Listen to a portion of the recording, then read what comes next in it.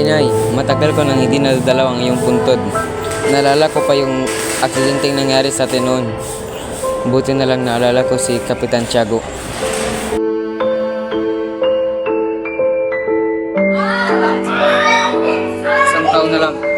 Isang taon na lang ako. Tapos na magtutupad na aking mga pangarap na makatulong sa mga nangangailangan.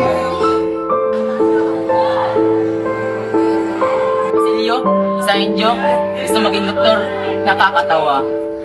Ano ba naman makuha sa kanyang tuga?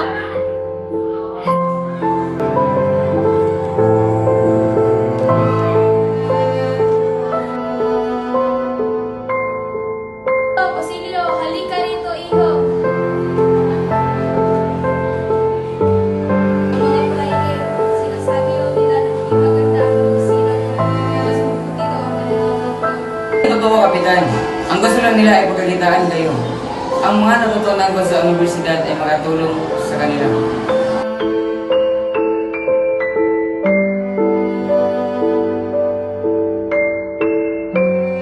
Basilio, matagal lang kitang pinanganak. Alam ko ang hirap na dinala.